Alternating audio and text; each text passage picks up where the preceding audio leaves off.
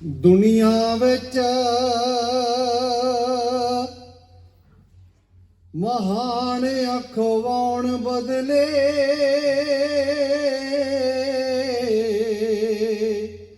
सानू पातशाह सिक्खी महान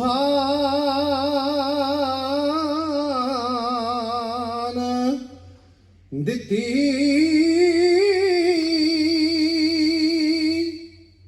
लखां विच पछाणिया जाए गुरसिख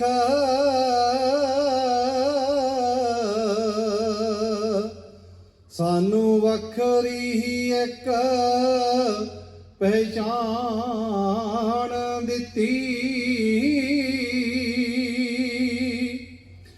सुबह शाम नाम परमात्मा दा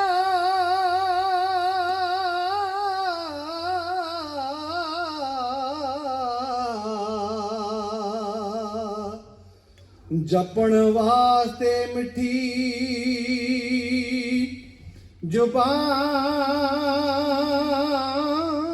जुबान दित्ती। अमर गिद्दड़ों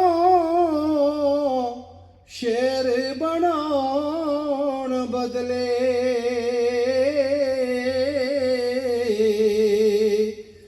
सानू पातशाह ने अमृत दी दात दित्ती।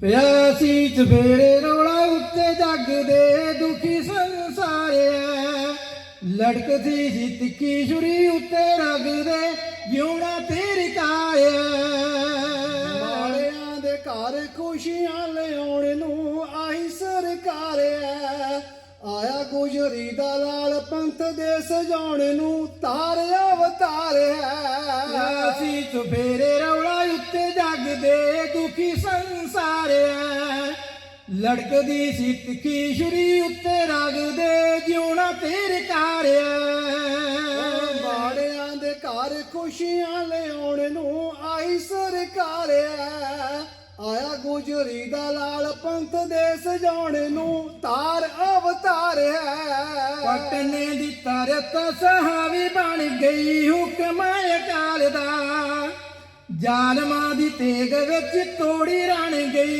राखा प्रितपाल दा चिरां तों लताड़े गल नाल लाउण नूं फड़ी तलवार आया माता गुजरी दा लाल पंथ दे सजाउण नूं तार अवतार मुख विचों पाड़ी के ते पंज बाणियां पंज चूड़े पाए के मुख विचों पाड़ी के ते पंज बाणियां पंज चूड़े पाए के दूर तब कारतियां वंडा काणियां पौल नूं छकाए के खालसे दी शान उच्च चमकाण नूं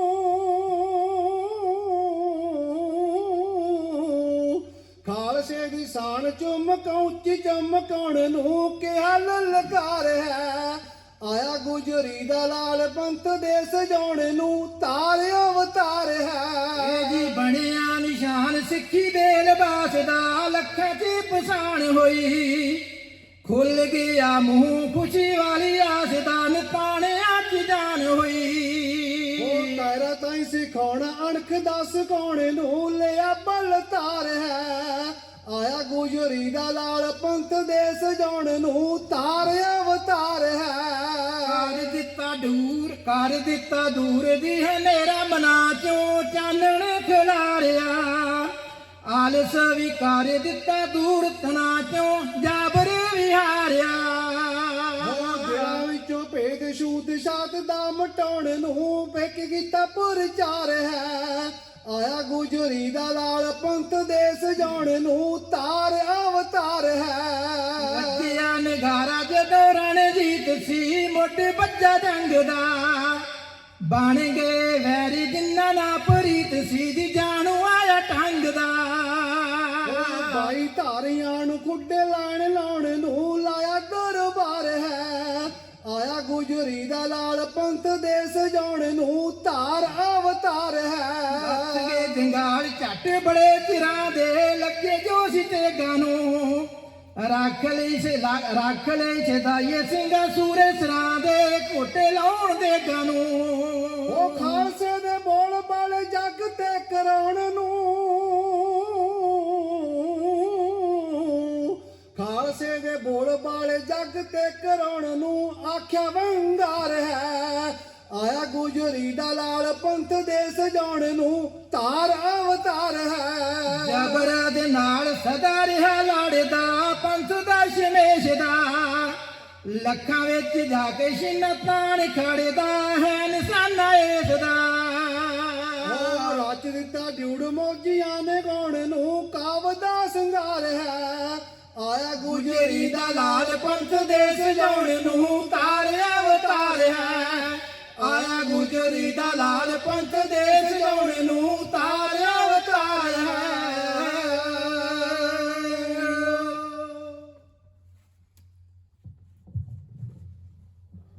ਵਹਿ ਪ੍ਰਗਟਿਓ ਮਰਦ ਅਗੰਮੜਾ ਬਰਿਆਮ ਅਕੇਲਾ ਵਾਹੋ ਵਾਹੋ ਗੋਬਿੰਦ ਸਿੰਘ ਆਪੇ ਗੁਰ ਚੇਲਾ। ਧੰਨ ਧੰਨ ਸਤਿਗੁਰੂ ਗੁਰੂ ਗੋਬਿੰਦ ਸਿੰਘ ਜੀ ਮਹਾਰਾਜ ਕਲਗੀਧਰ ਪਾਤਸ਼ਾਹ ਪੁੱਤਰਾਂ ਦੇ ਦਾਨੀ ਨੀਲੇ ਘੋੜੇ ਦੇ ਸ਼ਾਹ ਸਵਾਰ ਪੰਥ ਦੇ ਬਾਨੀ ਜਿਨ੍ਹਾਂ ਦਾ ਅੱਜ ਪ੍ਰਕਾਸ਼ ਦਿਹਾੜਾ ਮਨਾਉਣ ਵਾਸਤੇ ਸਾਰੀ ਸੰਗਤ ਸ਼ਾਮ ਦੇ ਦੀਵਾਨਾਂ ਦੇ ਵਿੱਚ ਇਕੱਤਰ ਹੋਈ ਹੈ। ਸਮੂਹ ਸੰਗਤਾਂ ਨੂੰ ਜੀ ਆਇਆਂ ਆਖਦੇ ਹਾਂ। ਆਪ ਵਧਾਈ ਦੇ ਪਾਤਰ ਹੋ ਤਾਂ ਜੋ ਕਿਉਂਕਿ ਸਤਿਗੁਰ ਸੱਚੇ ਪਾਤਸ਼ਾਹ ਜੀਆਂ ਦੇ ਪਾਵਨ ਪਵਿੱਤਰ ਬਚਨ ਹਨ ਕਿ ਬਾਬਾਣੀਆਂ ਕਹਾਣੀਆਂ ਪੁੱਤ ਸਪੁੱਤ ਕਰੇਨ ਜੋ ਗੁਰ ਕਹੇ ਸੋ ਮੰਨ ਲੈਣ ਸੇਈ ਕਰਮ ਕਰੇਨ। ਵੱਡਿਆਂ ਭਾਗਾਂ ਵਾਲੇ ਹੋ ਜੋ ਸਤ ਸੰਗਤ ਦੇ ਰੂਪ ਦੇ ਵਿੱਚ ਸਤਿਗੁਰ ਸੱਚੇ ਪਾਤਸ਼ਾਹ ਜੀ ਦੇ ਪ੍ਰਕਾਸ਼ ਦਿਹਾੜੇ ਨੂੰ ਮਨਾਉਣ ਹਿੱਤ ਇਕੱਤਰ ਹੋਏ ਹੋ।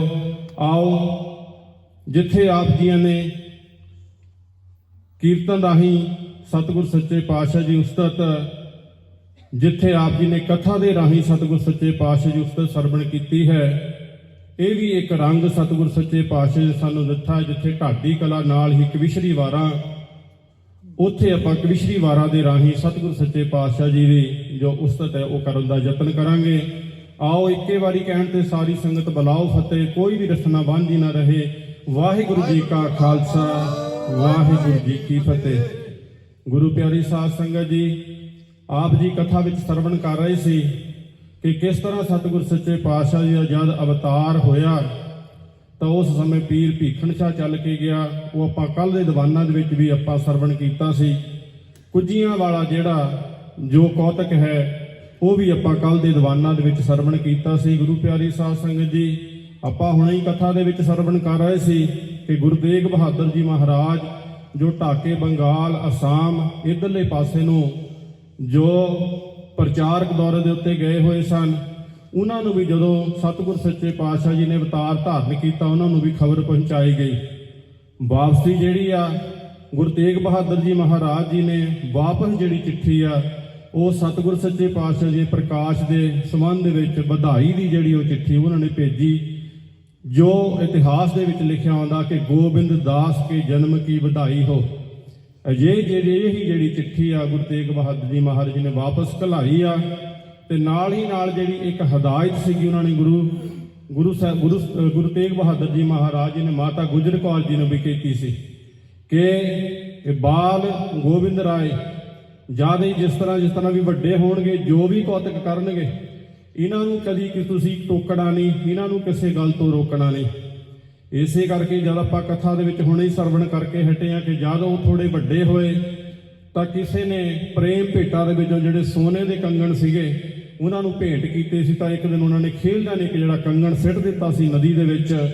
ਤੇ ਜਦ ਘਰਦਿਆਂ ਦੇ ਵਿੱਚੋਂ ਪੁੱਛਿਆ ਤਾਂ ਉਸ ਸਮੇਂ ਉਹਨਾਂ ਨੇ ਕਿਹਾ ਸੀ ਜਦੋਂ ਕਿੱਥੇ ਕੰਗਣ ਸਿੱਟਿਆ, ਕਿੱਥੇ ਕੰਗਣ ਗਵਾ ਕੇ ਆਏ ਹੋ, ਤਾਂ ਉਹਨਾਂ ਨੇ ਦੂਜਾ ਕੰਗਣ ਵੀ ਪਾਣੀ ਦੇ ਵਿੱਚ ਸਿੱਟ ਕਰਕੇ ਕਿਹਾ ਸੀ ਇੱਥੇ ਦੂਜਾ ਕੰਗਣ ਸਿੱਟਿਆ। ਸੋ ਆਓ ਗੁਰੂ ਪਿਆਰੀ ਸਾਧ ਸੰਗਤ ਜੀ, ਆਓ ਕਵਿਸ਼ਰੀ ਵਾਰਾਂ ਦੇ ਰਾਹੀਂ ਆਪਾਂ ਤੱਕਣਾ ਕਰੀਏ। ਇਹ ਗੁਰੂ ਸਾਹਿਬ ਜੀ ਥੋੜੇ ਵੱਡੇ ਹੋਏ ਆ, ਆਪਣੇ ਨਾਲ ਦੇ ਹਾਣੀਆਂ ਦੇ ਨਾਲ ਉਹ ਪਟਨੇ ਦੀਆਂ ਗਲੀਆਂ ਦੇ ਵਿੱਚ ਖੇਡਦੇ ਆ। ਛੋਟੀਆਂ-ਛੋਟੀਆਂ ਫੌਜੀਆਂ ਟੁਕੜੀਆਂ ਬਣਾ ਕੇ ਨਕਲੀ ਲੜਾਈਆਂ ਲੜਦੇ ਆ। ਗਲੇਲਿਆਂ ਦੇ ਨਾਲ ਉਹ ਘੜੀਆਂ ਨੂੰ ਭੰਨਦੇ ਆ। ਤੀਰ ਅੰਦਾਜ਼ੀ ਛੋਟੀ ਉਮਰ ਦੇ ਵਿੱਚ ਉਹ ਤੀਰ ਅੰਦਾਜ਼ੀ ਵੀ ਕਰਦੇ ਆ। ਤੇ ਜਿੱਥੇ ਆ ਕੇ ਉਹ ਜਾ ਕੇ ਜਦੋਂ ਖੇਡਦੇ ਆ, ਗਲੀਆਂ ਦੇ ਵਿੱਚ ਖੇਡਦੇ ਆ, ਕੌਤਕ ਕਰਦੇ ਆ। ਸੋ ਉਸ ਸਮੇਂ ਜਿਹੜੇ ਪਟਨੇ ਦੇ ਵਾਸੀ ਆ ਉਹਨਾਂ ਨੂੰ ਵੀ ਪਤਾ ਚੱਲ ਰਿਹਾ ਕਿ ਇਹ ਜੋ ਬਾਲਕ ਹੈ ਇਹ ਕੋਈ ਆਮ ਕੋਈ ਸਧਾਰਨ ਬਾਲਕ ਨਹੀਂ ਹੈ। ਪਟਨੇ ਦੀ ਧਰਤੀ ਦੇ ਉੱਤੇ ਇੱਕ ਪੰਡਿਤ ਰਹਿੰਦਾ ਹੈ ਜਿਸ ਦਾ ਨਾਮ ਹੈ ਸ਼ਿਵਦੱਤ, ਜੋ ਕ੍ਰਿਸ਼ਨ ਜੀ ਦਾ ਉਪਾਸ਼ਕ ਹੈ। ਹਰ ਸਮੇਂ ਉਹ ਨਦੀ ਦੇ ਤੱਟ ਦੇ ਉੱਤੇ ਬੈਠ ਕਰਕੇ ਜਿਹੜਾ ਆ ਉਹ ਕ੍ਰਿਸ਼ਨ ਜੀ ਦੀ ਜਿਹੜੀ ਉਹ ਭਗਤੀ ਕਰਦਾ ਆ, ਮਨ ਦੇ ਵਿੱਚ ਲੋਚਦਾ ਆ ਕਿ ਉਸ ਨੂੰ ਜਿਹੜਾ ਕ੍ਰਿਸ਼ਨ ਜੀ ਦੇ ਦਰਸ਼ਨ ਹੋਣ। ਇਸੇ ਕਰਕੇ ਹਮੇਸ਼ਾ ਭਗਤੀ ਕਰਦਾ ਰਹਿੰਦਾ ਹੈ। ਸੋ ਇੱਧਰ ਗੁਰੂ ਸਾਹਿਬ ਜੀ ਉਸ ਦੇ ਦਿਲ ਦੀ ਜਿਹੜੀ ਹਾਲਤ ਆ ਜਾਣਦੇ ਆ ਕਿ ਇਹ ਕਿੰਨਾ ਅੰਦਰੋਂ ਬੇਬਲ ਹੈ। ਜਿਸ ਵੀ ਅਵਤਾਰ ਦੀ ਕੋਈ ਪੂਜਾ ਕਰਦਾ ਉਸ ਦੇ ਮਨ ਦੇ ਵਿੱਚ ਹੁੰਦੀ ਆ ਕਿ ਉਸ ਨੂੰ ਉਸ ਦੇ ਦਰਸ਼ਨ ਹੋਣ, ਉਸ ਦੇ ਘਰ ਦੇ ਵਿੱਚ ਉਸ ਦੀ ਜਿਹੜੀ ਆ ਥਾਂ ਬਣ ਜਾਵੇ। ਸੋ ਇੱਧਰ ਗੁਰੂ ਗੋਬਿੰਦ ਰਾਏ ਜੀ ਮਹਾਰਾਜ ਉਸ ਸਮੇਂ ਜਦੋਂ ਆਪਣੇ ਹਾਣੀਆਂ ਦੇ ਨਾਲ ਨਦੀ ਦੇ ਕਿਨਾਰੇ ਤੇ ਖੇਡਦੇ ਆ, ਉੱਥੇ ਆ ਕੇ ਆਪਣੀ ਚੋਜ ਕਰਦੇ ਆ, ਤਾਂ ਇੱਧਰ ਜਦੋਂ ਪੰਡਿਤ ਆ ਉਹ ਵੀ ਇੱਥੇ ਆ ਕੇ ਭਗਤੀ ਕਰਦਾ ਆ। ਤੇ ਉਸ ਸਮੇਂ ਜਦੋਂ ਗੁਰੂ ਸਾਹਿਬ ਜੀ ਖੇਡਦੇ ਆ ਤਾਂ ਇਹ ਪੰਡਿਤ ਗੁਰੂ ਸਾਹਿਬ ਜੀ ਨੂੰ ਬਾਲ ਰੂਪ ਦੇ ਵਿੱਚ ਜਦ ਹਨ ਉਹਨਾਂ ਨੂੰ ਕਹਿੰਦਾ ਹੈ ਕਿ ਤੁਸੀਂ ਬੱਚਿਓ ਮੈਂ ਇੱਥੇ ਭਗਤੀ ਕਰਦਾ ਹਾਂ। ਤੁਸੀਂ ਜਦੋਂ ਇੱਥੇ ਖੇਡਾਂ ਖੇਡਦੇ ਹੋ, ਸ਼ੋਰ ਸ਼ਰਾਬਾ ਹੁੰਦਾ ਹੈ, ਤੁਹਾਡੀਆਂ ਖੇਡਾਂ ਕਰਕੇ ਮੇਰੀ ਭਗਤੀ ਦੇ ਵਿੱਚ ਜਿਹੜੀ ਆ ਮੇਰੀ ਭਗਤੀ ਭੰਗ ਹੁੰਦੀ ਹੈ। ਤੁਸੀਂ ਕਿਰਪਾ ਕਰਕੇ ਹੋਰ ਕਿਤੇ ਜਾ ਕੇ ਖੇਡਣਾ ਕਰੋ। ਉਸ ਸਮੇਂ ਬਾਲ ਗੋਬਿੰਦ ਰਾਏ ਜੀ ਆਪਣੇ ਸਾਥੀਆਂ ਦੇ ਨਾਲ ਪੰਡਿਤ ਨੂੰ ਕਹਿੰਦੇ ਹਨ, ਪੰਡਿਤ ਜੀ ਤੁਸੀਂ ਕਿਸੇ ਦੂਸਰੇ ਪਾਸੇ ਜਾ ਕੇ ਭਗਤੀ ਕਰ ਲਵੋ, ਅਸੀਂ ਤਾਂ ਇੱਥੇ ਖੇਡਣਾ। ਉਸ ਸਮੇਂ ਦਾ ਜੋ ਪੰਡਿਤ ਤੇ ਗੁਰੂ ਗੋਬਿੰਦ ਸਿੰਘ ਜੀ ਮਹਾਰਾਜ ਜੋ ਬਾਲ ਰੂਪ ਦੇ ਵਿੱਚ ਹਨ ਉਹਨਾਂ ਦੇ ਵਿੱਚ ਜੋ ਵਾਰਤਾਲਾਪ ਹੁੰਦੀ ਹੈ, ਕਵੀ ਨੇ ਇਸ ਕਵਿਤਾ ਦੇ ਵਿੱਚ ਇਸ ਤਰ੍ਹਾਂ ਚਿਤਰਨ ਕੀਤਾ ਹੈ। ਗੰਗਾ ਤੇ ਸਿਵਦਤ ਆ ਕੇ ਬੈਂਦੇ ਸਮਾਧੀ ਲਾ ਕੇ ਤਿਉਂਦੇ ਸੀ ਰਾਮ ਰਾਮ ਸਾਰਾ ਦਿਨ ਸੁਬਾ ਸ਼ਾਮ। ਬਾਲਾ ਪ੍ਰੀਤਮਨ ਜਿੰਦ ਜਾਨ ਕੇਰੀ ਪਰਾਂ ਹੋ ਕੇ ਖੇਡੋ ਬਾਲਕੋ ਭੰਗ ਕਰੋ ਨਾ ਤਪੱਸਿਆ ਮੇਰੀ ਪਰਾਂ ਹੋ ਕੇ ਖੇਡੋ ਬਾਲਕੋ। ਪੰਡਤਾ ਬਚਾਵੀ ਜਿੰਦ ਬਾਲ ਨੇ ਰੂਪ ਰੱਬ ਦੇ ਮੋਹਦੇ ਨੇ ਦਿਲ ਸਭ ਦੇ ਲੈਂਦੇ ਅਸੀਂ ਸੱਚਾਈ ਢੋਣਾ ਤੈਨੂੰ ਅਸਾਨਤ ਇੱਥੇ ਖੇਡਣਾ ਹੋਣਾ। ਪੰਡਤਾ ਪਵੇਗਾ ਪਰਾ ਤੈਨੂੰ ਅਸਾਨਤ ਇੱਥੇ ਖੇਡਣਾ। ਗੰਗਾ ਤੇ ਸਿਵਦਤ ਆ ਕੇ ਬੈਂਦੇ ਸਮਾਧੀ ਲਾ ਕੇ ਤਿਉਂਦੇ ਸੀ ਰਾਮ ਰਾਮ ਸਾਰਾ ਦਿਨ ਸੁਬਾ ਸ਼ਾਮ ਸਾਰਾ ਦਿਨ ਸੁਬਾ ਸ਼ਾਮ। ਬਾਲਾ ਪ੍ਰੀਤਮਨ ਜਿੰਦ ਜਾਨ ਕੇਰੀ ਪਰਾਂ ਹੋ ਕੇ ਖੇਡੋ ਬਾਲਕੋ ਭੰਗ ਕਰੋ ਨਾ ਤਪੱਸਿਆ ਮੇਰੀ ਪਰਾਂ ਹੋ ਕੇ ਖੇਡੋ ਬਾਲਕੋ। ਕਹਿੰਦੇ ਜ਼ਬਾਨੋ ਗੋਬਿੰਦ ਪੰਡਤਾ ਬਚਾਵੀ ਜਿੰਦ ਬਾਲ ਨੇ ਰੂਪ ਰੱਬ ਦੇ ਮੋਹਦੇ ਨੇ ਦਿਲ ਸਭ ਦੇ ਲਾਉਂਦੇ ਅਸੀਂ ਸੱਚਾਈ ਢੋਣਾ ਤੈਨੂੰ ਅਸਾਨਤ ਇੱਥੇ ਖੇਡਣਾ ਹੋਣਾ। ਪੰਡਤਾ ਪਵੇਗਾ ਪਰਾ ਤੈਨੂੰ ਅਸਾਨਤ ਇੱਥੇ ਖੇਡਣਾ। ਪੂਜਾ ਨਹਾ ਕੇ ਕਰਨੀ ਨਦੀ ਨਹੀਂ ਪਾਪ ਦੀ ਕਰਨੀ ਆਸਣ ਵਸਾ ਕੇ ਬਹਿਣਾ ਰੌਲਾ ਤੁਹਾਡਾ ਪੈਣਾ ਬਿਰਤੀ ਟੁੱਟ ਜਾਣੀ ਲੱਗਣੀ ਨੀ ਮੇਰੀ ਪਰਾਂ ਹੋ ਕੇ ਖੇਡੋ ਬਾਲਕੋ ਭੰਗ ਕਰੋ ਨਾ ਤਪੱਸਿਆ ਮੇਰੀ ਪਰਾਂ ਹੋ ਕੇ ਖੇਡੋ ਬਾਲਕੋ। ਪੰਡਤਾ ਇਹ ਗੱਲ ਨਹੀਂ ਚੰਗੀ ਕਰੀਏ ਗੱਲ ਆਪਾਂ ਨੰਗੀ ਜਗਾ ਕਿਸੇ ਹੋਰ ਤੂੰ ਭਾਲ, ਮਾੜਾ ਲੈ ਵਕਤ ਸੰਭਾਲ। ਭਾਵੇਂ ਲੱਗਦਾ ਕਿਨਾਰਾ ਤੇ ਚੰਗਾ ਤੈਨੂੰ, ਆਸਾਨ ਤਾਂ ਇੱਥੇ ਖੇਡਣਾ ਹੋਣਾ। ਪੰਡਤਾ ਪਵੇਗਾ ਪਰਾ ਤੈਨੂੰ, ਆਸਾਨ ਤਾਂ ਇੱਥੇ ਖੇਡਣਾ। ਓ ਬੈਂਦਾ ਮੈਂ ਰਿਹਾ ਰੋਜ਼, ਪੂਜਾ ਕਰ ਸਕਦਾ ਭੋਜ। ਮੇਰਾ ਨਾ ਵਕਤ ਖੰਜਾਵੋ, ਖੇਡਣ ਲਈ ਅੱਗੇ ਜਾਵੋ। ਆਖ ਦਿੱਤਾ ਮੈਂ ਤੁਹਾਨੂੰ ਬਹੁਤ ਵੇਰੀ, ਪਰਾਂ ਹੋ ਕੇ ਖੇਡੋ ਬਾਲਕੋ ਭੰਗ। ਕਰੋ ਨਾ ਤਪੱਸਿਆ ਮੇਰੀ, ਪਰਾਂ ਹੋ ਕੇ ਖੇਡੋ ਬਾਲਕੋ। ਭਾਵੇਂ ਸੈ ਅੱਗੇ ਬਹਿੰਦਾ, ਬਾਲਾ ਪ੍ਰੀਤਮ ਕਹਿੰਦਾ।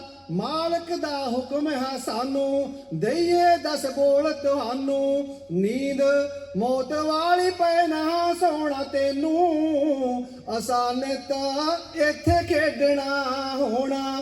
ਪੰਡਤਾ ਪਵੇਗਾ ਪਰਾ ਤੈਨੂੰ, ਆਸਾਨ ਤਾਂ ਇੱਥੇ ਖੇਡਣਾ। ਓ ਜਿੱਦ ਨਾ ਕਰੋ ਬਾਲਕੋ, ਰਾਮ ਤੋਂ ਡਰੋ ਬਾਲਕੋ। ਪੂਜਾ ਜਿੱਦ ਨਾ ਕਰੋ ਬਾਲਕੋ, ਰਾਮ ਤੋਂ ਡਰੋ ਬਾਲਕੋ। ਕਰਨੀ ਮੈਂ ਅਜੇ ਭਗਤੀ, ਭਗਤੀ ਕਰ ਪਾਉਣੀ ਸ਼ਕਤੀ। ਗੱਲ ਕਾਸ਼ ਤਾਈ ਕਰ ਦੇ ਲੰਬੇਰੀ, ਪਰਾਂ ਹੋ ਕੇ ਖੇਡੋ ਬਾਲਕੋ ਭੰਗ। ਕਰੋ ਨਾ ਤਪੱਸਿਆ ਮੇਰੀ, ਪਰਾਂ ਹੋ ਕੇ ਖੇਡੋ ਬਾਲਕੋ। ਓ ਮੰਨੀ ਤੂੰ ਪੰਡਤਾ ਕਹਿਣਾ, ਮੁੜ ਕੇ ਨਹੀਂ ਇੱਥੇ ਬਹਿਣਾ। ਆਪਣੀ ਤੂੰ ਕਰ ਲਈ ਰਾਖੀ, ਲਿਖ ਦੂਗਾ ਮੋਜੀ ਸਾਖੀ। ਸੌਂਕੀ ਘੁੰਮਣਾ ਨੇ ਰਲ ਅੱਜ ਗਾਉਣਾ, ਆਸਾਨਿਤ ਇੱਥੇ ਖੇਡਣਾ ਹੋਣਾ। ਪੰਡਤਾ ਪਵੇਗਾ ਪਰ ਤੈਨੂੰ, ਆਸਾਨਿਤ ਇੱਥੇ ਖੇਡਣਾ।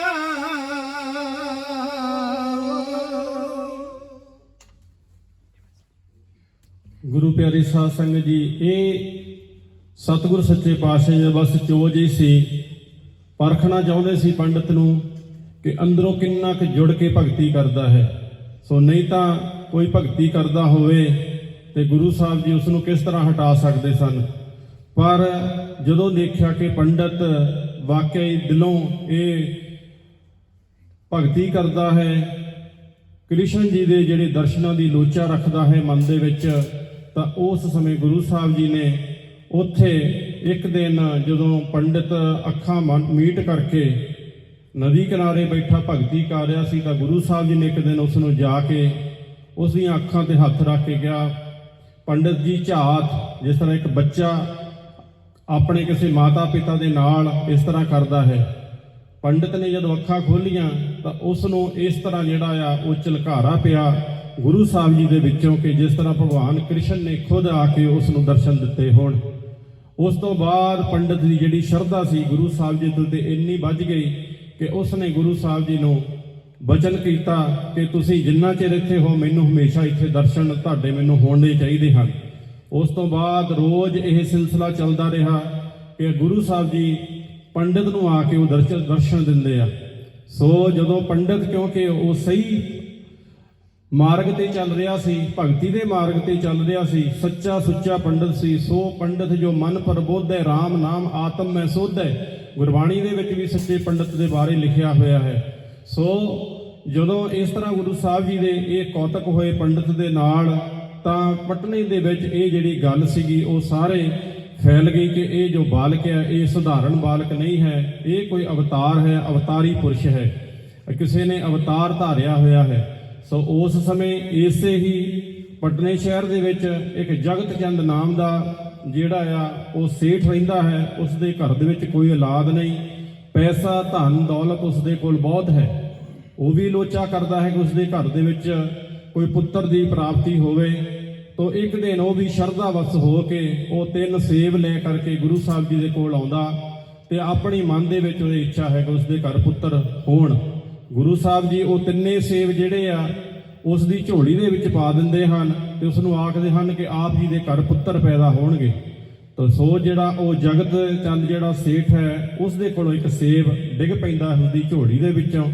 ਗੁਰੂ ਸਾਹਿਬ ਜੀ ਕਹਿੰਦੇ ਹਨ ਕਿ ਪੁੱਤਰ ਤਾਂ 3 ਹੀ ਹੋਣਗੇ ਪਰ ਇੱਕ ਜਿਹੜਾ ਆ ਉਹ ਪਰਮਾਤਮਾ ਨੂੰ ਪਿਆਰਾ ਹੋ ਜਾਵੇਗਾ। ਸੋ ਇਸ ਤਰ੍ਹਾਂ ਇਹ ਜਿਹੜੀ ਗੱਲ ਵੀ ਆ ਜਿਹੜੀ ਪਟਨੇ ਦੇ ਵਿੱਚ ਖਿੱਲਰ ਗਈ। ਪਟਨੇ ਦੇ ਸ਼ਹਿਰ ਦਾ ਵਿੱਚ ਜਿਹੜਾ ਰਾਜਾ ਫਤਿਹ ਚੰਦ ਹੈ ਉਸ ਦੀ ਰਾਣੀ ਮੈਣੀ ਹੈ, ਉਸਦਾ ਦੇ ਘਰ ਦੇ ਵਿੱਚ ਵੀ ਔਲਾਦ ਨਹੀਂ ਹੈ। ਉਹ ਵੀ ਬੜਾ ਲੋਚਾ ਕਰਦੇ ਹਨ। ਆਪ ਜੀ ਜਾਣ ਸਕਦੇ ਹੋ ਜਿਸ ਦੇ ਘਰ ਦੇ ਵਿੱਚ ਔਲਾਦ ਨਹੀਂ ਉਸ ਘਰ ਦਾ ਜਿਹੜਾ ਆ ਉਹ ਮਾਹੌਲ ਕਿਸ ਤਰ੍ਹਾਂ ਦਾ ਹੋ ਸਕਦਾ ਹੈ। ਜਿਹੜੀ ਬੀਬੀ ਅਜੇ ਤਾਈਂ ਕੋਈ ਮਾਤਾ ਨਹੀਂ ਬਣੀ, ਜਿਹੜੀ ਇਹ ਤਰਸਦੀ ਹੈ ਕਿ ਉਹਦੇ ਘਰ ਪੁੱਤਰ ਹੋਵੇ ਤੇ ਉਸ ਨੂੰ ਕੋਈ ਮਾਂ ਕਹਿ ਕੇ ਪੁਕਾਰੇ, ਇਹ ਉਸ ਦੀ ਜਿਹੜੀ ਅੰਦਰ ਦੀ ਜਿਹੜੀ ਬਿਰਹਾ ਹੈ ਉਹੀ ਜਾਣ ਸਕਦੀ ਹੈ। ਸੋ ਰਾਣੀ ਮੈਣੀ ਜਿਹੜੀ ਹੈ ਉਸਦੇ ਘਰ ਵੀ ਔਲਾਦ ਨਹੀਂ ਹੈ, ਉਹ ਵੀ ਚਾਹੁੰਦੀ ਹੈ ਉਸਦੇ ਘਰ ਦੇ ਵਿੱਚ ਉਸਦੀ ਗੋਦੀ ਦੇ ਵਿੱਚ ਕੋਈ ਲਾਲ ਖੇਡੇ। ਉਸ ਨੂੰ ਪਤਾ ਹੈ ਕਿ ਜਿਹੜਾ ਪੰਡਤ ਸ਼ਿਵਦੱਤ ਤੇ ਭਗਤੀ ਵਾਲਾ ਹੈ ਉਹ ਪੰਡਤ ਸ਼ਿਵਦੱਤ ਦੇ ਕੋਲ ਚੱਲ ਕੇ ਦੋਵੇਂ ਰਾਜਾ ਫਤਿਹ ਚੰਦ ਤੇ ਰਾਣੀ ਮੈਣੀ ਆਉਂਦੇ ਹਨ, ਆਖਦੇ ਹਨ ਆਪਣੇ ਜੋ ਦਿਲ ਦੀ ਉਹਨਾਂ ਦੀ ਗੱਲ ਬਿਰਥਾ ਹੈ ਉਹ ਦੱਸਦੇ ਹਨ ਕਿ ਸਾਨੂੰ ਪੰਡਤ ਜੀ ਸਾਡੇ ਬਾਰੇ ਵੀ ਕੋਈ ਅਰਦਾਸ ਕਰੋ, ਸਾਡੇ ਘਰ ਵੀ ਕੋਈ ਪੁੱਤਰ ਪੈਦਾ ਹੋਵੇ, ਸਾਡੇ ਘਰ ਵੀ ਔਲਾਦ ਹੋਵੇ, ਸਾਡੇ ਘਰ ਦੇ ਵਿੱਚ ਵੀ ਖੁਸ਼ੀਆਂ ਹੋਣ, ਨਹੀਂ ਤਾਂ ਪੁੱਤਰ ਤੋਂ ਬਿਨਾਂ ਜਿਹੜਾ ਸਾਡਾ ਘਰ ਹੈ ਮਹਿਲ ਹੈ ਇਹ ਸੁੰਨਾ ਹੈ। ਸੋ ਉਸ ਸਮੇਂ ਪੰਡਤ ਸ਼ਿਵਦੱਤ ਜਿਸ ਨੂੰ ਇਹ ਗਿਆਨ ਹੋ ਚੁੱਕਾ ਹੈ ਕਿ ਗੁਰੂ ਸਾਹਿਬ ਜੀ ਆਪ ਅਵਤਾਰੀ ਪੁਰਸ਼ ਹਨ, ਉਹ ਕਹਿੰਦੇ ਹਨ ਜੇਕਰ ਤੁਹਾਨੂੰ ਕਿਸੇ ਚੀਜ਼ ਦੀ ਇੱਛਾ ਹੈ ਤਾਂ ਤੁਸੀਂ ਇੱਥੇ ਬਾਲ ਗੋਬਿੰਦ ਰਾਏ ਉਹਨਾਂ ਦਾ ਧਿਆਨ ਕਰੋ, ਉਹ ਤੁਹਾਨੂੰ ਪੁੱਤਰ ਦੀ ਜਿਹੜੀ ਆ ਦਾਤ ਬਖਸ਼ ਸਕਦੇ ਹਨ। ਸੋ ਇੱਧਰ ਰਾਣੀ ਮੈਣੀ ਸ਼ਰਧਾ ਅਵਸਥਾ ਹੋਈ ਹੈ ਪਰ ਹਰੇਕ ਬੰਦੇ ਦੇ ਮਨ ਦੇ ਵਿੱਚ ਹੁੰਦੀ ਹੈ ਕਿ ਉਹ ਚਾਹੁੰਦਾ ਹੈ ਕਿ ਪਹਿਲਾਂ ਪਰਖਣਾ ਚਾਹੁੰਦਾ ਹੈ। ਸੋ ਉਸ ਇੱਕ ਦਿਨ ਕੀ ਹੋਇਆ, ਰਾਣੀ ਮੈਣੀ ਨੇ ਘਰ ਦੇ ਵਿੱਚ ਘੁੰਗਣੀਆਂ ਤਿਆਰ ਕੀਤੀਆਂ ਹਨ, ਪੂੜੀਆਂ ਤਿਆਰ ਕੀਤੀਆਂ ਹਨ। ਇਹ ਤਿਆਰ ਕਰਕੇ ਸਾਰਾ ਸਮਾਨ ਉਸਨੇ ਰੱਖ ਲਿਆ। ਇੱਧਰ ਬਾਲ ਗੋਬਿੰਦ ਰਾਏ ਜੀ ਆਪਣੇ ਸਾਥੀਆਂ ਦੇ ਨਾਲ ਖਿੱਦੋ ਖੁੰਡੀ ਖੇਡਦੇ ਹੋਏ ਰਾਣੀ ਮੈਣੀ ਦੇ ਘਰ ਦੇ ਵਿੱਚ ਜਾ ਪਹੁੰਚੇ ਹਨ। ਬਹਾਨੇ ਦੇ ਨਾਲ ਜਿਹੜੀ ਆਪਣੀਆਂ ਖਿੱਦੋ ਉਧਰ ਸਿੱਟ ਦਿੱਤੀ ਹੈ, ਘਰ ਦੇ ਵਿੱਚ ਐਂਟਰ ਹੋਏ ਹਨ। ਜਾ ਕਰਕੇ ਰਾਣੀ ਜਿਹੜੀ ਆ ਮਨ ਦੇ ਵਿੱਚ ਜਿਹੜੀ ਆ ਗੋਬਿੰਦ ਰਾਏ ਜੀ ਨੂੰ ਉਹਨਾਂ ਨੂੰ ਯਾਦ ਕਰ ਰਹੀ ਹੈ ਤੇ ਜਾ ਕੇ ਉਹਨਾਂ ਦੀ ਗੋਦੀ ਦੇ ਵਿੱਚ ਸਿਰ ਰੱਖ ਕੇ ਮਾਂ ਕਹਿ ਕੇ ਕਹਿੰਦੇ ਹਨ ਕਿ ਮਾਂ ਮੈਨੂੰ ਭੁੱਖ ਬੜੀ ਲੱਗੀ ਹੈ, ਕੁਝ ਖਾਣ ਨੂੰ ਦੇ। ਉਸ ਸਮੇਂ ਜਦੋਂ ਰਾਣੀ ਮੈਣੀ ਨੇ ਇਹ ਗੱਲ ਮਾਂ ਲਫ਼ਜ਼ ਆਪਣੇ ਕੰਨਾਂ ਦੇ ਵਿੱਚ ਸੁਣਿਆ, ਗਦਗਦ ਹੋ ਗਈ, ਸ਼ਰਧਾ ਹੋਰ ਬਣ ਗਈ। ਉਸ ਸਮੇਂ ਜਿਸ ਤਰ੍ਹਾਂ ਬਾਲ ਗੋਬਿੰਦ ਰਾਏ ਤੇ ਰਾਣੀ ਮੈਣੀ ਦੇ ਵਿਚਕਾਰ ਜੋ ਉਸ ਸਮੇਂ ਵਾਰਤਾਲਾਪ ਹੋ ਰਹੀ ਆ ਉਸ ਨੂੰ ਕਵੀ ਨੇ ਇਸ ਤਰ੍ਹਾਂ ਬਿਆਨ ਕੀਤਾ ਹੈ। ਬਾਲ ਗੁਰੂ ਦੇ ਚਰਨਾਂ 'ਚ ਬੈਠੀ ਸੁਰਤ ਜੋੜ ਕੇ ਰਾਣੀ ਬਹਿ ਗਿਆ ਕੇ ਗੋਦੀ 'ਚ ਪੂਰੀ ਹੋ ਗਈ ਦਿਲ ਦੀ ਕਹਿਣੀ।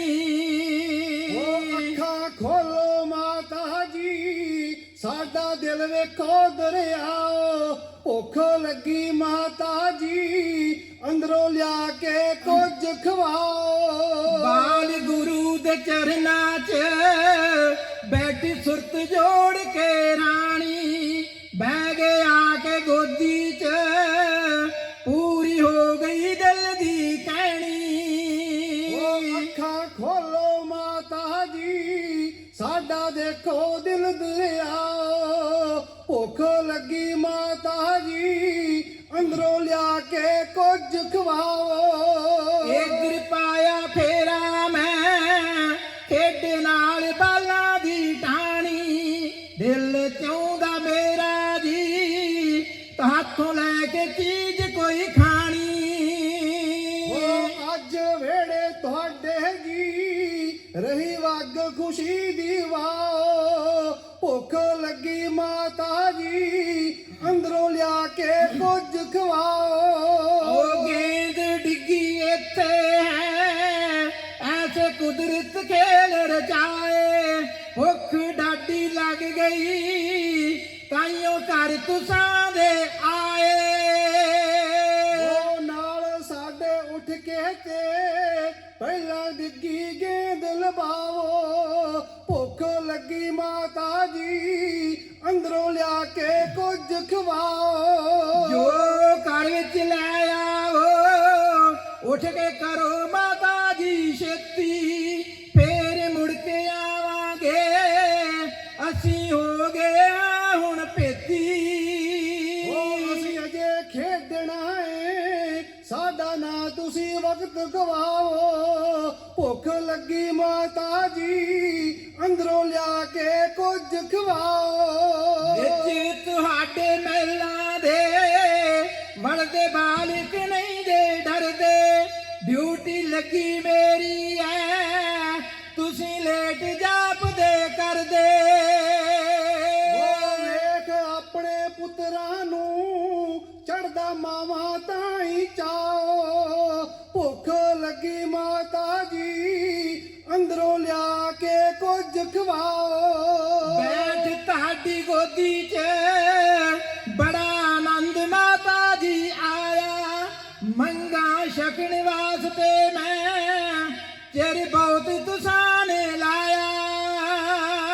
ਉਹ ਨਿੱਘ ਮਿਲਿਆ ਗੋਦੀ ਚ ਚੜਿਆ ਮੇਰੇ ਮਨ ਨੂੰ ਚਾਓ, ਭੁੱਖ ਲੱਗੀ ਮਾਤਾ ਜੀ ਅੰਦਰੋਂ ਲਿਆ ਕੇ ਕੁਝ ਖਵਾਓ। ਰਹਾ ਬੈਠਾ ਗੋਦੀ 'ਚ ਮੇਰਾ ਮਨ ਮਾਤਾ ਜੀ ਚਾਵੇ, ਆਵਾਜ਼ਾਂ ਮਾਰੇ ਰਾਣੀ ਨੂੰ ਹੁੰਦਾ ਕਰਤੇ ਨੂੰ ਜੋ ਪਾਵੇ। ਉਹ ਚੰਗੀ ਵਸਤੂ ਤੱਕ ਕੇ ਤੇ ਨਹੀਂਗਾ ਹੁੰਦਾ ਦਿਲ ਸਮਾਓ, ਭੁੱਖ ਲੱਗੀ ਮਾਤਾ ਜੀ ਅੰਦਰੋਂ ਲਿਆ ਕੇ ਕੁਝ ਖਵਾਓ। ਨਹੀਂ ਤਾਂ ਉੱਠ ਕੇ ਚੱਲਿਆ ਜੇ ਖੇਡਾਂ ਖੇਡਣ ਨਦੀ ਕਿਨਾਰੇ, ਕੀਤੀ ਬਖਸ਼ਿਸ਼ ਸਤਿਗੁਰ ਨੇ ਮੌਜੀ ਲਿਖ ਕੇ ਕਾਵ ਵਿਚਾਰੇ। ਉਹ ਗੁਰੂ ਕਿਹਾ ਜੋ ਮਾਤਾ ਨੂੰ ਘੁੰਮਣੋਂ ਸੌਂਕੀ ਦੇ ਨਾ ਗਾਓ, ਭੁੱਖ ਲੱਗੀ ਮਾਤਾ ਜੀ ਅੰਦਰੋਂ ਲਿਆ ਕੇ ਕੁਝ ਖਵਾਓ। ਭੁੱਖ ਲੱਗੀ ਮਾਤਾ ਜੀ ਅੰਦਰੋਂ ਲਿਆ ਕੇ ਕੁਝ ਖਵਾਓ।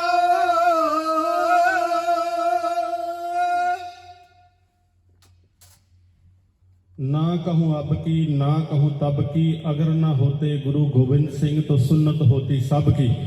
ਇਹ ਜਿਹਾ ਦੌਲਤ ਰਾਏ ਨੇ ਆਪਣੀ ਕਿਤਾਬ ਦੇ ਵਿੱਚ ਲਿਖਿਆ।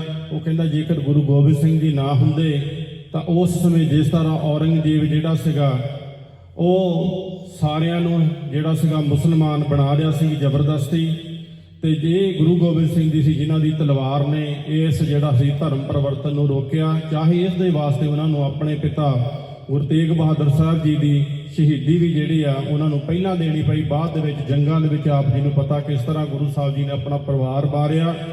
ਸੋ ਗੁਰੂ ਪਿਆਰੀ ਸਾਧ ਸੰਗਤ ਜੀ ਬਹੁਤ ਸੋਹਣੀ ਕਥਾ ਦੇ ਵਿਚਾਰ ਆਪ ਸਿੰਘ ਸਾਹਿਬ ਤੋਂ ਸਰਵਣ ਕਰ ਰਹੇ ਸੀ। ਕਹਿੰਦੇ ਜੇਕਰ ਆਪਾਂ ਨੂੰ ਕਈ ਵਾਰੀ ਅਜਿਹਾ ਮਾਹੌਲ ਸਿਰਜਿਆ ਗਿਆ ਹੈ ਕਿ ਆਪਾਂ ਨੂੰ ਸ਼ੰਕਾਵਾਂ ਪਾਈਆਂ ਜਾ ਰਹੀਆਂ ਆਪਣੇ ਗੁਰੂਆਂ ਦੇ ਉੱਤੇ, ਬਾਣੀ ਦੇ ਉੱਤੇ, ਤੇ ਪਰ ਆਪਾਂ ਇੱਥੇ ਅਕੀਦਾ ਆਪਾਂ ਇੱਥੇ ਲੈ ਕੇ ਆਉਣਾ, ਆਪਣਾ ਅਕੀਦਾ ਇੰਨਾ ਪੱਕਾ ਹੋਣਾ ਚਾਹੀਦਾ ਕਿ ਆਪਾਂ ਕਦੀ ਵੀ ਡੋਲਣਾ ਨਹੀਂ। ਕਿਉਂਕਿ ਗੁਰਬਾਣੀ ਦਾ ਵੀ ਫਰਮਾਨ ਹੈ, ਜਿਸ ਤਰ੍ਹਾਂ ਉਹਨਾਂ ਨੇ ਕਿਹਾ ਸੀਗਾ ਕਿ ਜਿਹੜਾ ਕੋਈ ਤੁਹਾਨੂੰ ਇਸ ਤਰ੍ਹਾਂ ਕਹੋਗੇ, ਛੋਟੇ ਬੱਚਿਆਂ ਦੇ ਮਨਾਂ ਦੇ ਵਿੱਚ ਸ਼ੰਕੇ ਪੈਦਾ ਕੀਤੇ ਜਾਂਦੇ ਆ ਤੇ ਉਹਨਾਂ ਤੇ ਆਪਾਂ ਸੁਣਨੀ ਨਹੀਂ ਉਹ ਗੱਲ। ਕਿਉਂਕਿ ਕਬੀਰ ਸਾਹਿਬ ਜੀ ਦਾ ਬਚਨ ਆਉਂਦਾ ਆ ਕਿ ਕਬੀਰ ਸਾਖਤ ਸੰਗ ਨਾ ਕੀਜੀਏ, ਦੂਰੇ ਜਾਈਏ ਭਾਗ, ਬਾਸਨ ਕਾਰੋ ਪਰਸੀਏ ਤੋ ਕਿਛ ਲਾਗੇ ਦਾਗ। ਉਹ ਕਹਿੰਦੇ ਜੇਕਰ ਕਾਲੇ ਭਾਂਡੇ ਨੂੰ ਫੜੀਏ ਤਾਂ ਉਹ ਨਾ ਚਾਹੁੰਦੇ ਹੋਏ ਵੀ ਤੁਹਾਡੇ ਕੁਛ ਨਾ ਕੁਛ ਦਾਗ ਲੱਗੇ ਹੀ ਜਾਂਦਾ। ਤੁਹਾਡੀ ਸ਼ਰਧਾ ਜਿੰਨੀ ਮਰਜ਼ੀ ਹੋਵੇ, ਪਰ ਜਿਹੜਾ ਅਸ਼ਰਧਕ ਆ, ਜਿਹੜਾ ਨਾਸਤਿਕ ਬੰਦਾ ਆ, ਉਹ ਤੁਹਾਡੇ ਕੋਈ ਨਾ ਕੋਈ ਤੁਹਾਨੂੰ ਉਹਦੀ ਗੱਲ ਜਿਹੜੀ ਤੁਹਾਡੇ ਹਿਰਦੇ ਦੇ ਵਿੱਚ ਜਿਹੜੀ ਘਰ ਕਰ ਜਾਂਦੀ, ਤੁਹਾਡੇ ਮਨ 'ਚ ਸ਼ੰਕਾ ਪੈਦਾ ਹੋ ਜਾਂਦਾ। ਭਗਤੀ ਘੱਟ ਵੀ ਹੋਵੇ, ਸਾਡੀ ਸ਼ਰਧਾ ਪੂਰੀ ਹੋਵੇ, ਫਿਰ ਵੀ ਸਾਡਾ ਪਾਰ ਉਤਾਰਾ ਹੋ ਜਾਵੇਗਾ। ਸਤਿਗੁਰ ਸੱਚੇ ਪਾਤਸ਼ਾਹ ਸਾਡੀ ਬਾਹ ਫੜ ਲੈਣਗੇ, ਇਸ ਭਵਜਲ ਸੰਸਾਰ ਤੋਂ ਸਾਨੂੰ ਪਾਰ ਕਰਕੇ ਸੱਚਖੰਡ ਦੇ ਵਿੱਚ ਜਗ੍ਹਾ ਦੇ ਦੇਣਗੇ। ਜੇਕਰ ਸਾਡੀ ਭਗਤੀ ਜ਼ਿਆਦੇ ਹੋਈ ਤੇ ਲੇਕਿਨ ਸਾਨੂੰ ਸ਼ੰਕਾ ਹੋ ਗਈ, ਕਿਉਂਕਿ ਜਿਹੜੀ ਸ਼ੰਕਾ ਦੀ ਇੱਕ ਨਿੱਕੀ ਜਿਹੀ ਚੰਗਿਆੜੀ ਜਿਹੜੀ ਆ ਭਗਤੀ ਦੀ ਸਾਰੀ ਜਿਹੜੀ ਆਪਣੀ ਇਕੱਠੀ ਕੀਤੀ ਹੋਈ ਲੱਕੜ ਆ ਉਹਨੂੰ ਜਿਹੜੀ ਸਵਾੜ ਕੇ ਸਵਾਹ ਕਰ ਦਿੰਦੀ ਹੈ। ਸੋ ਇਸ ਕਰਕੇ ਸ਼ਰਧਾ ਹੋਣੀ ਬਹੁਤ ਜ਼ਰੂਰੀ ਹੈ। ਇਸੇ ਕਰਕੇ ਅਰਦਾਸ ਦੇ ਵਿੱਚ ਆਪਾਂ ਮੰਗਦੇ ਹਾਂ ਕਿ ਸਿੱਖਾਂ ਨੂੰ ਸਿੱਖੀ ਦਾਨ, ਕੇਸ ਦਾਨ, ਰਹਿਤ ਦਾਨ, ਵਿਵੇਕ ਦਾਨ, ਵਿਸਾਹ ਦਾਨ, ਭਰੋਸਾ ਦਾਨ, ਦਾਨਾ ਸਿਰਦਾਨ, ਨਾਮ ਦਾਨ। ਤੇ ਕਿਉਂਕਿ ਭਰੋਸੇ ਦੇ ਨਾਲ ਜਿਹੜਾ ਆਪਾਂ ਉਹ ਨਾਮ ਜਪਣਾ ਤੇ ਜਾ ਕੇ ਹਿਰਦੇ ਵਿਸ਼ਵਾਸ ਪ੍ਰਭ ਆਇਆ, ਤਤ ਗਿਆਨ ਤਿਸ ਮਨ ਪ੍ਰਗਟਾਇਆ। ਸਤਿਗੁਰ ਸੱਚੇ ਪਾਤਸ਼ਾਹ ਜੀ ਦੇ ਸੁਖਮਨੀ ਸਾਹਿਬ ਜੀ ਦੇ ਬਚਨ ਆ ਕਿ ਜਿਨ੍ਹਾਂ ਦੇ ਅੰਦਰ ਵਿਸ਼ਵਾਸ ਹੈ ਜਿਹੜਾ ਵਿਸ਼ਵਾਸ ਦੇ ਨਾਲ ਜਿਹੜੇ ਭਗਤੀ ਕਰਦੇ ਆ ਉਹਨਾਂ ਦੇ ਵਿੱਚ ਇੱਕ ਤਾਂ ਹੁੰਦਾ ਸਧਾਰਨ ਗਿਆਨ, ਜਿਹੜਾ ਆਪਾਂ ਬ੍ਰਹਮ ਗਿਆਨ, ਜਿਹੜਾ ਸਭ ਤੋਂ ਮੰਨ ਲਓ ਆਪਾਂ ਕਹਿ ਸਕਦੇ ਹਾਂ ਕਿ ਜੇਕਰ ਸਿੱਖ ਦੇ ਵਾਸਤੇ ਜਿਹੜੀ ਅਣਮੁੱਲੀ ਦਾਤ ਆ, ਜਿਹਦੇ ਵਾਸਤੇ ਲੋਕੀ ਤਰਸਦੇ ਫਿਰਦੇ ਆ, ਉਹ ਵੀ ਆਪਾਂ ਨੂੰ ਮਿਲ ਜਾਂਦਾ ਜੇਕਰ ਆਪਣਾ ਪੂਰਾ ਵਿਸ਼ਵਾਸ ਹੋਵੇ ਤਾਂ। ਗਿਆਨੀ ਪਿੰਦਰਪਾਲ ਸਿੰਘ ਜੀ ਬਹੁਤ ਸੋਹਣੀ ਗੱਲ ਕਹਿੰਦੇ ਹੁੰਦੇ ਆ, ਉਹ ਕਹਿੰਦੇ ਹੁੰਦੇ ਆ ਕਿ ਲੋਕੀ ਕਹਿੰਦੇ ਆ ਵੀ ਆਪਾਂ ਨੂੰ ਜਿਹੜੀ ਸ਼ਰਧਾ ਨਹੀਂ, ਅੰਧੀ ਸ਼ਰਧਾ ਨਹੀਂ ਕਰਨੀ ਚਾਹੀਦੀ। ਉਹ ਕਹਿੰਦੇ ਨਹੀਂ, ਅਸੀਂ ਇਹ ਸਮਝਦੇ ਆ ਕਿ ਗੁਰੂ ਗ੍ਰੰਥ ਸਾਹਿਬ ਜੀ ਦੇ ਉੱਤੇ, 10 ਪਾਤਸ਼ਾਹੀਆਂ ਉੱਤੇ ਸਿੱਖ ਨੂੰ ਅੰਨੀ ਸ਼ਰਧਾ ਹੀ ਕਰਨੀ ਚਾਹੀਦੀ ਆ, ਕਿਉਂਕਿ ਇਹਦੇ ਵਿੱਚ ਤਾਂ ਕੋਈ ਸ਼ੰਕਾ ਦੀ ਗੁੰਜਾਇਸ਼ ਹੀ ਹੈ ਨਹੀਂਗੀ। ਤੇ ਜਿਹੜਾ ਸਿੱਖ ਹੋ ਕੇ ਗੁਰੂ ਦੇ ਉੱਤੇ ਸ਼ੰਕਾ ਕਰਦਾ ਹੈ ਉਹ ਸਮਝ ਲਓ ਸਿੱਖ ਨਹੀਂ ਹੈਗਾ। ਸੋ ਇਹਦੇ ਬਾਰੇ ਬਹੁਤ ਸਾਰੀਆਂ ਹੋਰ ਵੀ ਵਿਚਾਰਾਂ ਆ, ਕਿਉਂਕਿ ਜਿਹੜੇ ਆਪਣੇ ਸ਼ੰਕੇ ਖੜੇ ਕੀਤੇ ਜਾਂਦੇ, ਜਿਸ ਤਰ੍ਹਾਂ ਭਾਈ ਸਾਹਿਬ ਪਹਿਲਾਂ ਕਹਿ ਰਹੇ ਸੀਗੇ ਕਿ ਦਸਮ ਬਾਣੀ ਦੇ ਉੱਤੇ ਜਿਹੜੇ ਸ਼ੰਕੇ ਕੀਤੇ ਜਾ ਰਹੇ ਆ, ਤਾਂ ਆਪਾਂ ਨੂੰ ਇਹ ਗੱਲ ਸਮਝਣ ਵਾਲੀ ਆ। ਕਈਆਂ ਨੇ ਅੰਮ੍ਰਿਤ ਦੇ ਉੱਤੇ ਵੀ ਸ਼ੰਕੇ ਖੜੇ ਕੀਤੇ ਆ, ਉਹਦੇ ਬਾਰੇ ਵੀ ਆਪਾਂ ਨੂੰ ਇੰਨੀਆਂ ਕੁ ਗੱਲਾਂ ਜਾਣ ਲਈ ਕਿ ਗੁਰ ਧੁਰ ਕੀ ਬਾਣੀ ਆਈ ਤੇ ਸਗਲੀ ਚਿੰਤ ਮਿਟਾਈ। ਤੇ ਬਾਣੀ ਦਾ ਫਰਮਾਨ ਆ ਕਿ ਸਤਿਗੁਰ ਮੇਰਾ ਮਾਰ ਜਵਾਲੇ, ਸਤਿਗੁਰ ਮਾਰ ਕੇ ਜਵਾਲਣ ਨੂੰ ਸਮਰੱਥ ਆ। ਤੇ ਇਹ ਤਾਂ ਬਹੁਤ ਛੋਟੀਆਂ ਗੱਲਾਂ ਆ ਜਿਨ੍ਹਾਂ ਦੇ ਉੱਤੇ ਸਾਨੂੰ ਡਲਾਉਣ ਦਾ ਯਤਨ ਕੀਤਾ ਜਾ ਰਿਹਾ। ਜਿਹੜੇ ਗੁਰੂ ਸਾਹਿਬਾਂ ਦੇ ਜਿਹੜੇ ਸਾਹਿਬਜ਼ਾਦੇ ਹੈ ਉਹਨਾਂ ਦੇ ਵਿੱਚ ਇੰਨੀਆਂ ਜ਼ਿਆਦਾ ਸ਼ਕਤੀਆਂ ਹੋਈਆਂ। ਆਪਾਂ ਬਾਬਾ ਗੁਰਦਿੱਤਾ ਜੀ ਦੇ ਜਦ ਆਪਾਂ ਜਿਹੜਾ ਆਨੰਦਪੁਰ ਸਾਹਿਬ ਤੋਂ ਜਦੋਂ ਆਪਾਂ ਯਾਤਰਾਵਾਂ ਕਰਦੇ ਕੀਰਤਪੁਰ ਸਾਹਿਬ ਜਾਂਦੇ ਆ ਤੇ ਉੱਥੇ ਬਾਬਾ ਗੁਰਦਿੱਤਾ ਜੀ ਦੇ ਸਥਾਨ ਤੇ ਜਾਂਦੇ, ਉੱਥੇ ਉਹਨਾਂ ਨੇ ਮਈ ਜਿਹੜੀ ਗਊ ਸੀਗੀ ਉਹ ਜਿਉਂਦੀ ਕਰ ਦਿੱਤੀ ਸੀਗੀ। ਬਾਬਾ ਟੱਲ ਰਾਏ ਜੀ ਜਿਨ੍ਹਾਂ ਨੇ ਜਿਹੜੀ ਬਾਰੀ ਲੈਣ ਦੀ ਖਾਤਰ ਆਪਣੇ ਮਰੇ ਹੋਏ ਦੋਸਤ ਨੂੰ, ਜਿਹਨੂੰ ਸੱਪ ਨੇ ਕੱਟ ਦਿੱਤਾ ਸੀ, ਉਹਨੂੰ ਦੂਜੇ ਦਿਨ ਉਹਨਾਂ ਨੇ ਉਹਦੇ ਗਲ ਦੇ ਵਿੱਚ ਜਿਹੜੀ ਸੀਗੀ ਆਪਣੀ ਖੂੰਡੀ ਪਾ ਕੇ ਉਹਨੂੰ ਖਿੱਚ ਲਿਆ ਸੀ, ਉਹਨੂੰ ਕਿਹਾ ਸੀ ਬਾਰੀ ਦੇਣ ਦਾ ਮਾਰਾ ਤੂੰ ਇੱਥੇ ਲੰਮਾ ਪਿਆ ਹੈ, ਉੱਠ ਖੜ। ਉਸੇ ਸਮੇਂ ਗੁਰੂ ਸਾਹਿਬ ਜੀ ਨੇ ਕਿਹਾ ਸੀ ਕਿ ਇੱਕ ਮਿਆਨ ਦੇ ਵਿੱਚ 2 ਤਲਵਾਰਾਂ ਨਹੀਂ ਰਹਿ ਸਕਦੀਆਂ, ਗੁਰੂ ਹਰਗੋਬਿੰਦ ਸਾਹਿਬ ਜੀ ਨੇ ਕਿਹਾ ਸੀ। ਤਾਂ ਉਸ ਸਮੇਂ ਬਾਬਾ ਟੱਲ ਰਾਏ ਜੀ ਜਿਹੜੇ ਸੀਗੇ ਉਹਨਾਂ ਨੂੰ ਆਪਣਾ ਸਰੀਰ ਜਿਹੜਾ ਸੀ ਛੱਡਣਾ ਪਿਆ ਸੀ। ਮਤਲਬ ਮੇਰੇ ਕਹਿਣ ਦਾ ਇਹ ਆ ਕਿ ਜੇ ਗੁਰੂ ਸਾਹਿਬਾਂ ਦੇ ਜਿਹੜੇ ਸਾਹਿਬਜ਼ਾਦਿਆਂ ਦੇ ਵਿੱਚ ਇੰਨੀ ਸ਼ਕਤੀ ਤੇ ਗੁਰੂ ਸਾਹਿਬ ਜੀ ਦੇ ਆਪਾਂ ਨੂੰ ਇਸ ਗੱਲ ਤੇ ਇੱਥੇ ਆਉਣਾ ਪਊਗਾ ਕਿ ਆਪ ਨਾਰਾਇਣ ਕਲਾ ਧਾਰ ਜਗ ਮੇ ਪਰਵਰਿਓ, ਨਿਰੰਕਾਰ ਆਕਾਰ ਜੋਤ ਜਗ ਮੰਡਲ ਕਰਿਓ। ਉਸ ਪ੍ਰਮਾਤਮਾ ਜਿਹਦਾ ਕੋਈ ਰੂਪ ਰੇਖ ਰੰਗ ਨਹੀਂ ਹੈ, ਉਸ ਨੇ ਇਸ ਗੁਰੂ ਨਾਨਕ ਦੇਵ ਜੀ ਮਹਾਰਾਜ ਜੀ ਦੇ ਰੂਪ ਦੇ ਵਿੱਚ ਆਕਾਰ ਧਾਰਨ ਕਰਕੇ ਸਰਗੁਣ ਸਰੂਪ ਦੇ ਵਿੱਚ ਜਿਹੜਾ ਆ ਉਹ ਇਸ ਸੰਸਾਰ ਦੇ ਉੱਤੇ ਆਉਣਾ ਕੀਤਾ ਹੈ। ਤੇ ਉਹੀ ਜਿਹੜੀ ਜੋਤ ਆ ਉਹ ਦਸਾਂ ਜਾਮਿਆਂ ਦੇ ਵਿੱਚ ਵਰਤੀ ਹੈ। ਜੋਤ ਉਹਾ ਜੁਗਤ ਸਾਏ ਸਹਿ ਕਾਇਆ ਫੇਰ ਪਲਟੀਏ, ਹੋਵੇ ਸਿਫਤ ਖਸਮ ਦੀ ਨੂਰ ਅਰਸੋਂ ਕੁਰਸੋਂ ਚੱਟੀਏ। ਸੋ ਗੁਰੂ ਪਿਆਰੀ ਸਾਧ ਸੰਗਤ ਜੀ, ਜਿੰਨੀਆਂ ਵੀ ਸੰਗਤਾਂ ਨੇ ਅੱਜ ਦੇ ਦੀਵਾਨਾਂ ਦੇ ਵਿੱਚ ਹਾਜ਼ਰੀ ਭਰੀ ਹੈ, ਆਪ ਸਮੂਹ ਸੰਗਤਾਂ ਨੂੰ ਸਤਿਗੁਰ ਸੱਚੇ ਪਾਤਸ਼ਾਹ ਗੁਰੂ ਗੋਬਿੰਦ ਸਿੰਘ ਜੀ ਮਹਾਰਾਜ ਜੀ ਦੇ ਪ੍ਰਕਾਸ਼ ਦਿਹਾੜੇ ਦੀਆਂ ਸਮੁੱਚੇ ਜਥੇ ਵੱਲੋਂ ਇੱਕ ਵਾਰ ਫੇਰ ਤੋਂ ਲੱਖ ਵਧਾਈਆਂ। ਸੋ ਇਤਿਹਾਸ ਬੋਲਦਿਆਂ ਤੋਂ ਇੱਕ ਨਹੀਂ ਅਨੇਕਾਂ ਪ੍ਰਕਾਰ ਦੀਆਂ ਭੁੱਲਾਂ ਚੁੱਕਾਂ ਗਲਤੀਆਂ ਤਰੁੱਟੀਆਂ ਰਹਿ ਜਾਣੀਆਂ ਸੁਭਾਵਿਕ ਹਨ, ਕਿਉਂਕਿ ਪੂਰਿਆਂ ਦਾ ਜੋ ਇਤਿਹਾਸ ਹੈ ਉਦੋਂ ਸਾਡੇ ਵਰਗੇ ਜਿਹੜੇ ਆ ਅਧੂਰੇ ਨਹੀਂ ਬੋਲ ਸਕਦੇ। ਆਓ ਬੁਲਾਈਏ ਫਤਿਹ। ਵਾਹਿਗੁਰੂ ਜੀ ਕਾ ਖਾਲਸਾ, ਵਾਹਿਗੁਰੂ ਜੀ ਕੀ ਫਤਿਹ। ਆਗੇ ਅਰਦਾਸ ਹਮਾਰੀ, ਜਿਉ ਪਿੰਡ ਸਭ ਤੇਰਾ।